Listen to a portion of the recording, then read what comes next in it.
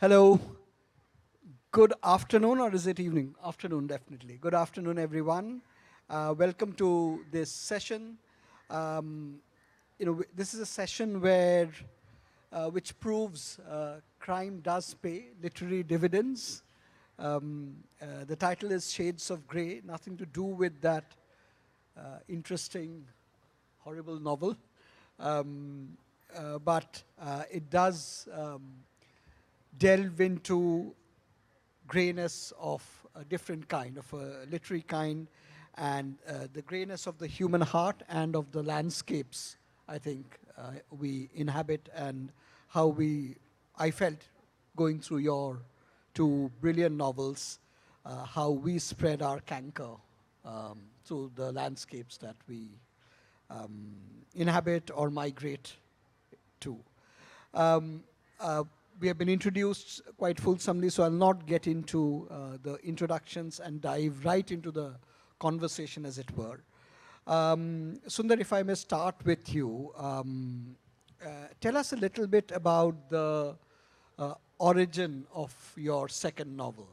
And you might want to hold up the novel for everyone to see, because this is available in the bookstore out there. Yeah. The origin of this novel is actually, for me, writing is about exploring ideas and trying to make sense of things which I find of interest in society. So, my professional life, I've been writing philosophy books in general, and but many of them dealing with various kinds of issues to do with understanding the nature of understanding the nature of human societies, and our own relationships with each other. So, for me, writing fiction is a very natural way of exploring this domain.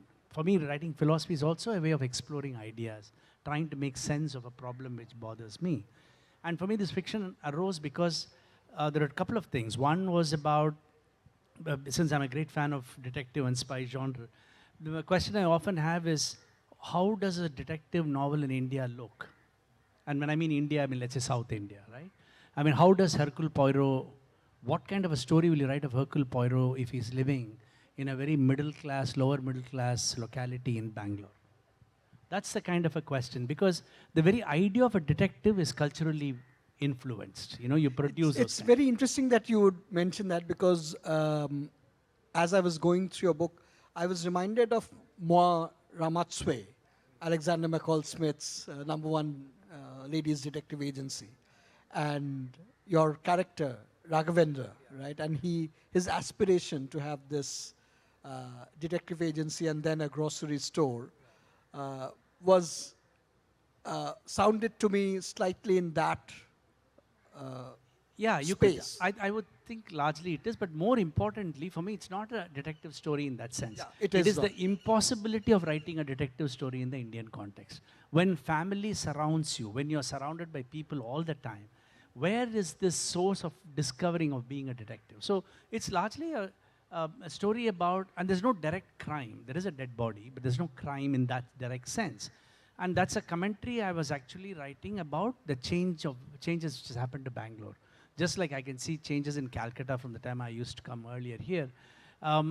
Changes have happened without any conscious decision and action by us.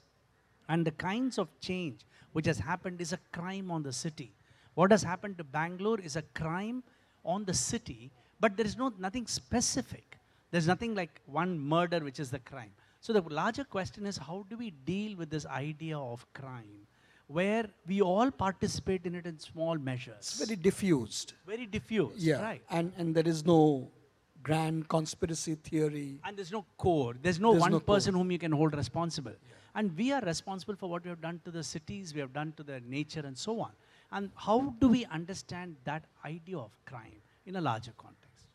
Moving on to a very similar question of the origin of your novel, Aurko.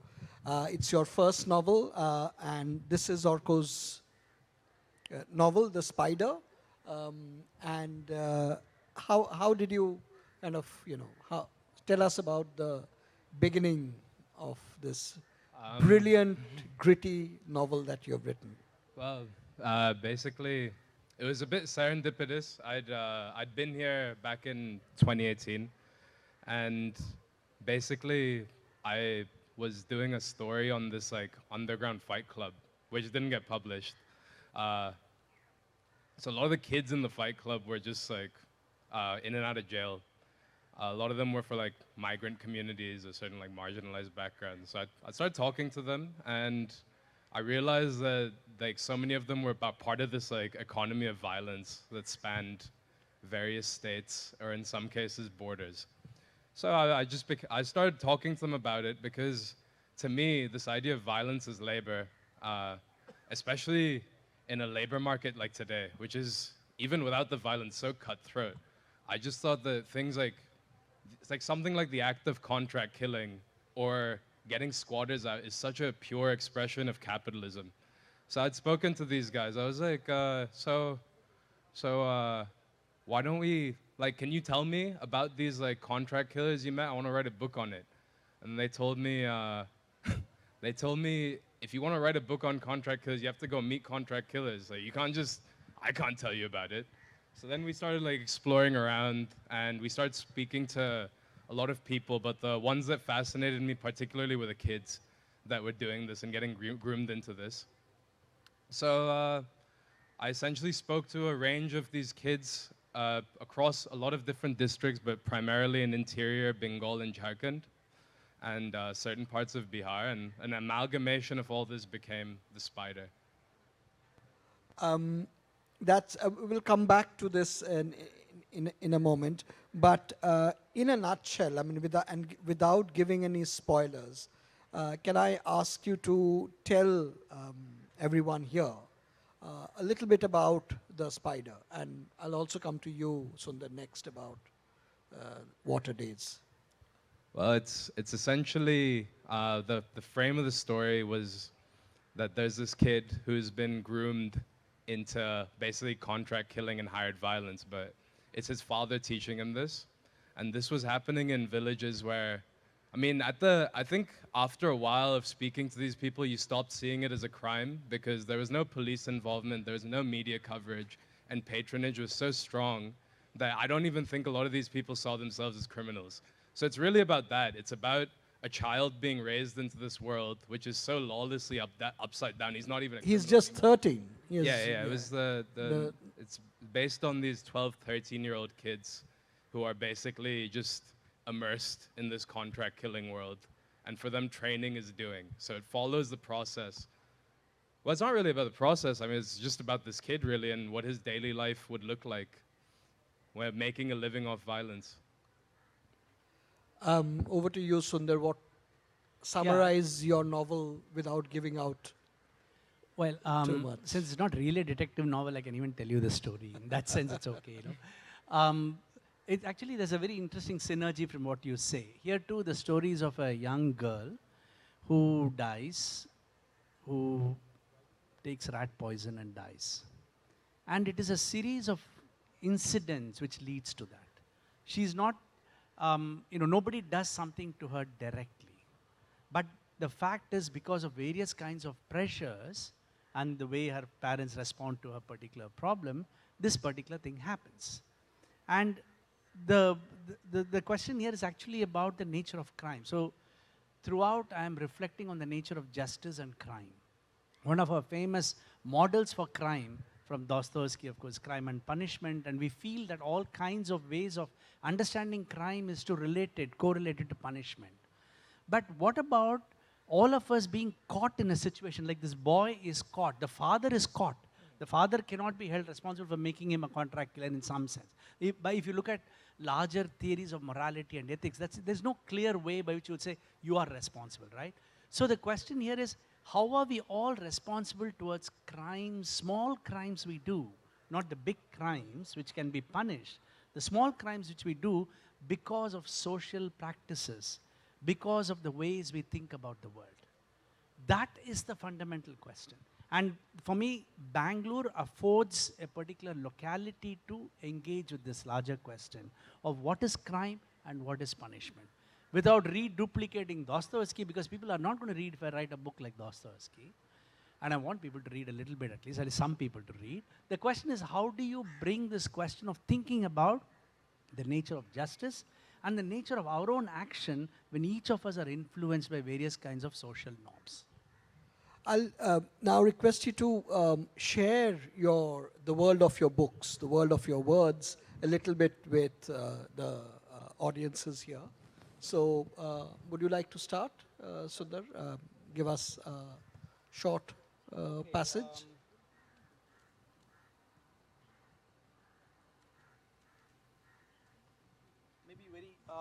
Maybe very quickly, there is a Calcutta connection to this, or Bengali connection, so I thought I would just read that a little bit. This is actually about what is happening to a city when people of different religions, different languages come together. And today, Bangalore is often seen as, of course, a cosmopolitan, but there's so much of language politics in Bangalore.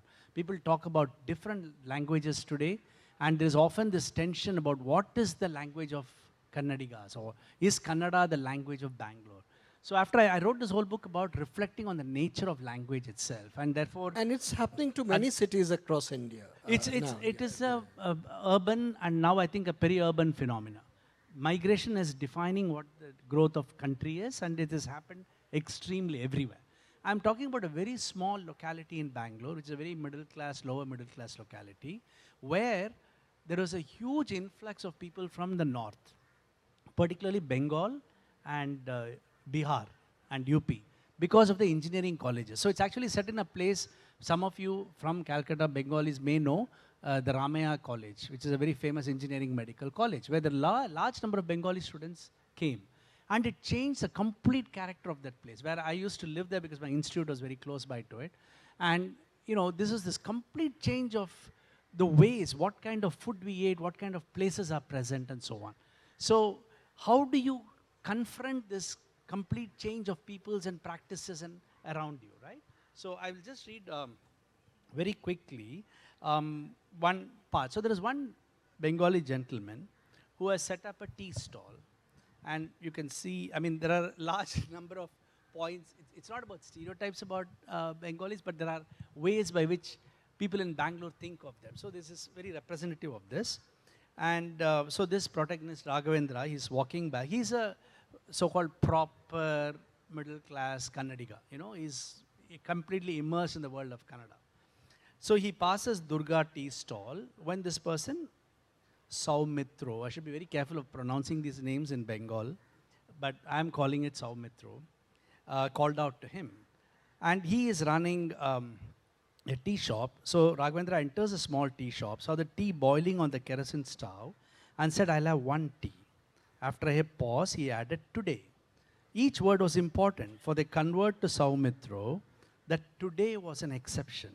It was not good for a married man like Raghavendra to have tea outside his house. It meant his wife was sleeping late or had refused to make him tea. Or worse, was, quote, out of house. Saumitro knew best. He knew why every single local resident came to have tea in his place. Depending on the time they came or the first words they uttered, he would guess at the marital situation. A litmus test through tea filters. Do you want mixture also? Very good, very fresh. So he's also, sells a little bit of things to eat with the tea. I'm going to skip this. Raghavendra knew he would be drinking not tea but sugar water. But nobody in his area dared to complain. Saumitro was originally from Bengal. We invented tea. We know best how to make tea, he had said many times before. Even though anybody with working taste buds would know never to boil tea, that too for hours. Being from Bengal also meant that he spoke with an accent, which made it very difficult to have a conversation. Saumitro had learned to speak Kannada, but it was recognizable as such only once in a few lines. His smile below the pencil-thin moustache filled in the rest. And so on. And I'll just end with the last 2-3 lines about, this is a larger context of other people coming into a city. Saumitro, the Bengali, an alien in Mattikere extension, who got wild when people called him Mitra or even Saumitra. It had to be Saumitro, he would say. Saumitro, C-O at the end. His whole face would look like an O when he was done saying that. Raghavendra was tempted to tell him about the sweets his family used to make in Udupi. Raghavendra realized Bangalore was changing rapidly. It was becoming more difficult to speak in Kannada. The vegetable vendors were Tamilians, the bakeries were run by Malayalis, the cooks were Bengalis and Odias, and many shopkeepers were Telugu. It is as if each day foisted a new linguistic community on Bangalore. Like the whole country, the city itself had become demarcated into colonies of people who spoke and ate alike. And yeah, so and it goes on about how, that's really, and then Saumitra, the last part, he gets his thing. He says Saumitra had once hinted at a secret revolution where Bangalore would be inundated with Bengalis and Biharis. Saumitra had no hesitation in adding, perhaps then these Kannadigas will finally learn to appreciate the great sweets of Bengal. That's brilliant insight in so many ways. Over to you, Aurko, for giving us a bit of a taster into your rather gritty world of the spider. So I'll start at the beginning, so I don't have to explain it to you. Rahim was the son of Kader, the spider. He resembled his father the way he had been 12 years ago, before the Ghosh brothers dragged him out to the fields and broke him. Back when the village girls would hide in the forest to watch him bathe by the lake at dawn. He stood waist deep in the water, tall, dark, and broad-shouldered, his chest scarred like an abattoir slab, his eyes still in gray, like winter mist pressed against glass. Balanced upon tiptoes, he clenched his stomach and bathed slowly, for he always knew when they were watching. Even now in the afternoons, when their sons are gone, the widows quietly recollect the way he'd leave stolen poppies in their hair. The oldest of three brothers, Rahim sometimes thought he could remember his father when he was younger. This memory of Kader carrying him through the forest on his shoulders, and the flowering shadows of the crooked, bone-white moas, the ashen saals, the spider humming so softly you could barely hear him over the sound of the river. It was the faintest of recollections. Perhaps something he'd seen in a dream even, a half-forgotten cinema. This wasn't something he spoke of to his family, because he knew they'd just tell him he was too young to remember. It was how he learned to keep his phantoms close, to foster them in silence. What wasn't uttered could never be taken away. Rahim's mother told him he had his father's flat nose and a strong plowman's shoulders. The same carven cheekbones, the same fine, dark lips charred by smoke. How pink they'd once been, she said. It was known that he held in him his father's old laughter, his old lust, that even mirrored Kader's bygone stride, sleek and leonine. He could see it in the way his mother's eyes glazed over as she watched the meat, in the way she fed him more than her other children, ladling rice and beef and sabzi onto his plate as soon as he licked it clean. There was a time this made his brothers scream and cry, but now they knew to be quiet. These days his siblings ate with their heads bowed low as their mother stood over Rahim's shoulders, telling him stories of his father's old hunger. After lunch, Rahim would crouch down from across Kader in the afternoons, watching his father sit cross-legged on the floor of the dark asbestos hut, cleaning out the barrel of the AK-47 as his mother wandered around the room with a duster. As he worked, Kader told stories of climbing the teak trees beyond the hills, the bolts and cartridges laid out across the thin rattan mat before him like a clockmaker's tools. Ever since he'd begun walking again, Kader had gone back into his old line, killing for the alams. Sometimes he still hummed as he cradled the rifle in his lap, his voice low and resonant, the only thing that had remained after he woke from the coma. It seemed as if he'd shrunk ever since his bones were broken, his body now curled inwards, the limbs a twisted ruin of sinew and veins, clustering like the roots of a cancerous grove.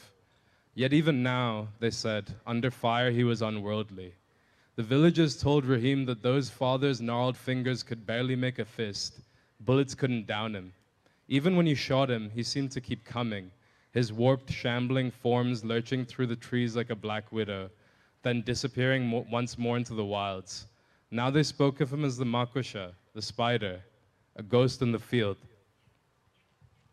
Thank you, Aurko. And I think both novels delve in a world that's not quite native to the English language, and yet both of you chose to write in English. Could you tell us, Aurko, a little bit about why you chose to write in English and how you negotiate a world that's not quite, linguistically English, and how you recreate that. What are the challenges? Yeah, I grew up in Singapore. So for me, I guess when I came in here and I was doing the story, there were lots of dialects and languages involved. Like, I grew up speaking Bangla at home, but within these districts, there were also like the people involved in this. There's like a lot of mix between Hindi and Bangla speakers, and even in some cases like English speakers. I wouldn't say that I wouldn't say that language was a major consideration, but I think in terms of dialogue, you still wanted to capture something of a register of how these kids were speaking. So that's one of the main challenges. But having said that, I think that I came across this story and wrote it here, but I'm not necessarily someone who writes about Bengal specifically. So I think I do work across a lot of fields with a lot of people who come from different languages. So capturing a register is more important to me than, trying to express something from a regional perspective, which I can't say that I've grown up with or have. Sundar, earlier in the author's lounge, you were saying that this novel is essentially a Kannada novel, but written in English. So, and this novel has a brilliant prelogue where it speaks about a city having its own language, which is not a human language. And in your other life, professional life as a philosopher and a thinker, tell us a little bit about the language question and this whole thing about Indian writing in English, whether that's a natural choice, an imposed choice. Do we always exist in translation, those of us who write in English? Okay, thank you, Debanjan, because this is a question which has, I think, driven a lot of my fictional writing, because it goes back to a larger question of, is it legitimate to write in English in India today? And this, I don't know how many of you have tuned to this particular question, but when I've been around people who write in Indian languages like Kannada or Tamil, this is a very important question which I'm repeatedly challenged with. That if you write in English, there is some level of inauthenticity to it, because to them, English is not the language of the story of what a particular story in Bangalore or Bengal or whatever it is, right? And I resist that argument. Because part of my professional work, the connection here comes because of my great interest in translation. My first book is actually on the idea of translation. And I've been writing quite extensively on translation. And I find it actually quite, a very ignorant view about language for people who say that. When I'm saying that, one might think this is a very old problem. One kind of a problem was created by Salman Rushdie after he became famous. He said there's nothing. Exactly. I was thinking of Salman Rushdie when and he you said there's started nothing this of book. worthwhile in Indian literature writing, and write exactly against it, because today translation is the biggest growth in publishing. People actually don't want to publish, it's very difficult to publish Indian English writing. I mean, compared to the amount of manuscripts they get, translation has a lot of funding, a lot of support for various things. Now, the point is, this larger question, as recently as last few weeks back or last month, a very well-known Tamil writer, Jayamohan, who's known across, he's been translated well, etc., makes a comment that Indian English writing is very mediocre. So I'm curious. I don't want to, either engage either the Rushdie or Jayamohan, but I'm very curious about this kind of very ignorant understanding of what the meaning of language and translation is. So, the point what I'm also trying to understand here is this. What is the language of a story? Is there a language of a story? If suppose a story I situate in Calcutta, should I only write it in Bengal? So that's why I wrote, so I do a lot of experimental writing about the nature of language, because I want to write an English which sounds like Kannada. Because languages are primarily defined by sound. So for me, sound is the most important aspect of a language. So I'm listening to the sounds of whatever happens, listening to the sounds of a world. The trees and your crows are not speaking in Bengali. People may speak in Bengali, And I want to write about the trees and the crows and the building and the way this wind moves through this, right? So when you do that, what kind of English do you actually produce? And the note, and the last point I'll make here is, since I do so many of these kinds of twisting English around to produce a new English, because I think we need to change the way English sounds to us, the accent, the smell of English to us. My publisher, Kartika Westland, was like, she said, look, you've been telling us all of this, because I used to keep fighting with their copy editors all the time. I said, no, I don't want to do what you guys are saying. So she said, why don't you write a note about it? And I called it a prologue. Now, just to show you the point about what you said about prelogue, because I thought it leads to the story as a prologue. It's relevant to the story. She read it and said, no, I think let's call it preface. You know, it's a more standard way of saying, look, it's not directly connected to it, but it makes some comments. I said, no, it's a prologue, because I see, unless you read it and understand it, it is part of what the story is. Then I said, okay, I'm going to coin a word called prelogue. So I put PRE-LOGUE. I put a hyphen only because if you had seen the first word in the novel, when you open it, prelogue, you would say, my God, spelling mistake. These guys don't know how to publish without making spelling mistakes. So I put a prelogue. But what is interesting is, almost everybody who has read the book intuitively understood the word prelogue. I have not explained it anywhere in the book. They all seem to get the idea. So this is the larger point I'm trying to say. The task of Indian English writing is actually to form new sounds of English in our writing, which I'm sure is something which happens to you when you're writing about your characters, speaking in Urdu, Bengali, etc., which then comes in English. So I'm saying this is not the kind of English which is some standardized British English. It is a production of a language. True. I mean, this also is happening a lot in our sort of wider media, which is mediated by language, in advertising. And, one of the things that one author who comes to mind immediately is Anuja Chauhan, who really reproduces the world of Delhi, which she knows so well, in an English that is very Delhi English. And, if you know, you know that, it is the world of a particular kind of milieu which she reproduces in English, which is not available anywhere else in any other language. Aurko, if I may come to you with another question around the title of your book. I mean, obviously the character is called Makorsha, the spider, but there is something very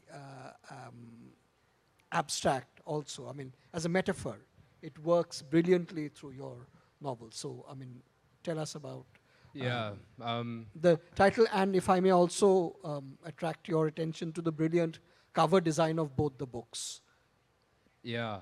Well, I actually couldn't think of a title at the end, but the character who was actually, like the guy it was based on was actually just called the spider in his village because he had all his bones broken. So he kind of shambled around and he moved very fast, like he could run like crazy. So it was actually quite practical, but I think because he was called the spider, I probably wrote around it.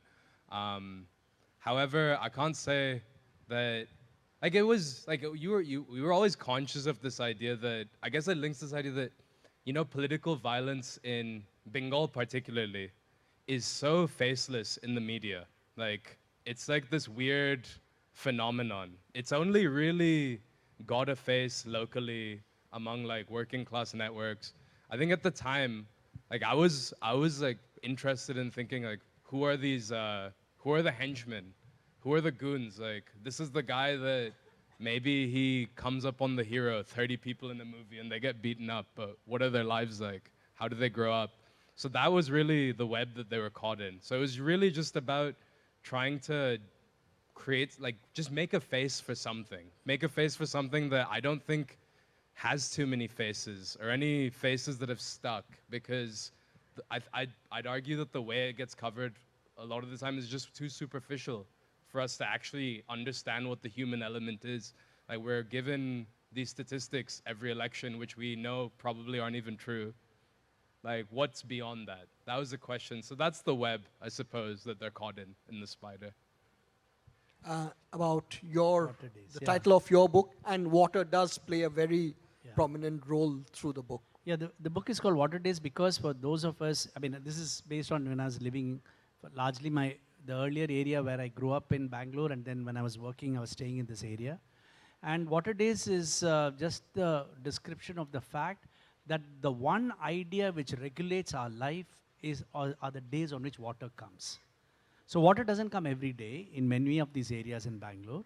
You have to collect water from the street. So most of us would go collect water, and it may come at 3 o'clock in the morning, 4 o'clock in the morning.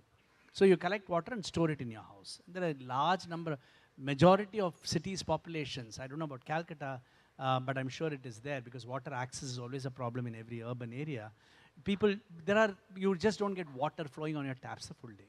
And the Water Days for me was very important because early morning Bangalore is magical. 3 o'clock, 4 o'clock in the morning, women come to the tap to collect water. And it is around those women meeting them around the water taps that the story actually begins. All kinds of rumors, gossips, sharing stories happen when these women all stand there waiting for water to drip and fill. Some days water will not come at all. So I'm using that idea of this whole process of women coming together, collecting water very early mornings, around which a community is formed, around which mysteries are shared, and around which even a great detective is born. That's our pulse of our nation. This is really quite interesting about the point you made about water. Of course, Indian cities are facing larger crisis of water. And I remember as a kid in my mama badi in North Calcutta, though Calcutta is, and Joyantoda I can see here as a historian of the city, from the city, water is plentiful in Calcutta at one level, but I think access to usable, potable drinking water used to be an issue till even when in my childhood days. And water would come at a particular time of the day on a tap. And there are also localities which still collect water around. I'll move on to Aurko about the process of writing. I mean, tell us about how you write. Graham Greene famously said he wrote exactly 500 words each day and would stop at the 500th word, which you'd count on his hands. His theory was if he stopped mid-sentence, it would help him start the next day. So what's your take on writing? What's your technique of writing? I think it is good to start mid-sentence, but I think it often feels like an accident for me. Like I decide I'm going to sit down and write something, but it doesn't really seem like I'm making much movement. I think maybe after a few months I'll be like, oh, there's something substantial enough that I might finish this. But I think when it's going very well, it doesn't really feel like I'm doing anything at all. When it's going very well, it just feels like you're just sitting down because you're trying to get a turn of phrase down or a thought, and it starts building into this whole. So that was how this book ended up. Like I was not very efficient with it. It should have taken me 9 months. It's not a very long book, but it took me probably about a year and a half. But it was very unconscious, and then I sat down one day, and I was like, you know what, I'm not going to continue the story, and there was the book. Like, the story's done now. And that was how it happened. And did you write every day? No, I absolutely did not write every day. Like, I was not near my laptop a lot of the time. I was in places without internet a lot of the time. So, no, I did not. Right. I still don't. Sundar, what's your writing process? Okay, so for me, writing, as I said, is an exploration, right? So most of the books, for example, on my philosophy books, all began with a question which I had, and I wanted to resolve it. I wanted to think through it. So writing is a form of thinking for me. I think through the act of writing. It's not that I think and I have an idea and I write it down. There's no representation of ideas and thought. So unless the pen thinks for me in that sense, right? And ideally, I would write with a paper and pen. And I start writing. You write in longhand and then it... At least the first 2 novels, a lot of it was written by that. Now, because I've been using so much of laptop, it's much, because I do a lot of these news op-eds and newspaper articles, so it's much easier to do that, so I do that. But yeah, sometimes when I write, I really want to get in the mood of writing, I take a paper and pen. But I also must say that I spend some time reflecting on what I want to write. What is that's bothering me? What is it that I want to find an expression for? So I really think a lot about it. Not what I should write, think of getting into the mood of what I'm writing. So I'm really immersed in the particular mood, not the ideas. And when I start writing, I want writing to find its voice, not me to find my voice. So does your fiction writing, Yeah. how it's formed in your head and how it comes out, is that different from your professional academic writing or journalistic writing? When No, you write op-eds or... No, I'm glad you asked that because I often think about this and I don't think it is. It's my, I often say that I write philosophy like I write fiction, and I write fiction like I'm writing philosophy. In the sense, there is both a thoughtfulness to my writing stories and there's more lightness to my writing philosophy. You know, and as a joke, I used to tell my friends, you know, many of my friends felt betrayed that I wrote fiction after writing all these serious philosophy books. So I told them, you know, when I wrote fiction, you called it philosophy. I wrote stories about nature of science, nature of society. And when I write philosophy, you call it fiction. What can I do? I'm just writing to resolve and understand the world. That's all. What about you, Aurko? I mean, as a journalist, I mean, you also have an alternative career as a freelance journalist. How do these two worlds intersect, or are they in conflict? So, I mean, I don't really do that anymore. But at the time, I did still write articles. I will say that I think a lot about language and sentences when I'm writing fiction. In journalism, like primarily, I was thinking about clarity. I appreciated like, you know, I appreciated stuff like what Capote did with In Cold Blood.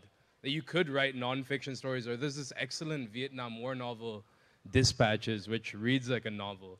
So, but having said that, like for short pieces, I think if you were really trying to write that, like people would just think you were too pretentious, like if you were trying to get it published.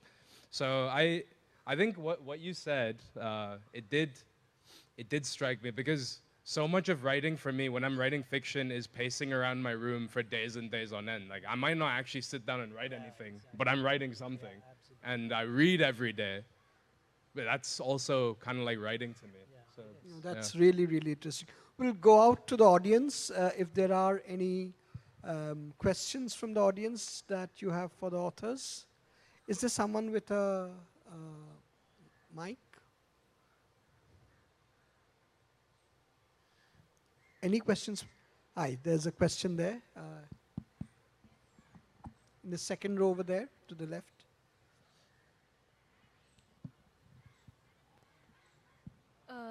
Thank you for the session. So, in both of your writings, you, like Sarukkai sir was talking about, that you have dealt with the idea of justice. Like it was there in both of your writings. So I was just curious that you have dealt with the idea, like usually when we think of justice, we associate it with the idea of truth. But you are dealing, both of you are dealing with the idea of justice in a fiction. So how do both of you negotiate with the idea of justice in something that is not, you know, quote unquote truth? I think that this kind of story, it had to be written as fiction. I don't think like when you're covering a scene that gets obscure or suppressed, there's so many lacunas within that story that you can't actually bridge it together.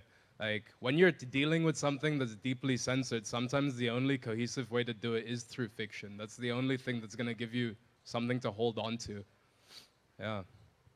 Yeah, and very quickly, I think just to connect to what he's saying, when I wrote my first novel, Following a Prayer, it's about 3 village children who go around exploring the idea of religion, God, and language. And there, I could not have written it as a philosophy book at all, because the girl, 12-year-old girl, says gods are lies and language is a lie. That's how the whole story builds, right? So in this case, and the very interesting, you connected justice and truth. I would connect something, because I think what differentiates academic writing and novels, for example, are also about questions of affective emotions and feeling. And for us, what is very interesting to understand about human experience is that we experience injustice. We do not experience justice. We know when something is being wrong to us. You don't know what is right. So justice becomes a cognitive thinking act, reflective act, right? So here, in fiction, I don't have to make the reflective act. It's the mother who is feeling so bad about some injustice done to some girl and the neighbor's girl. and she wants to set it right. It's some other woman, some other mother, she feels a motherly thing to respond. It is here about, so it's not about just truth in this case. I think, just triggered by what you asked, I would say it is more about nature of punishment. That was the crucial question. Punishment I can understand experientially. It's a question of what is right and what punishment fits that. Thank you so much. And we have finished dot on time. And ladies and gentlemen, I would really request you to give a big hand to these two brilliant authors. And please, please buy their books. They are available in the bookstore nearby. And a big thanks to APJ Group, to Oxford Bookstore, and to Anjum Katyal and her team for having us all here. Thank you. And Joyantuda for creating this space for this brilliant confluence of ideas. Thank you. Thank you, Debanjan. Thank you, Aurko. Thank you.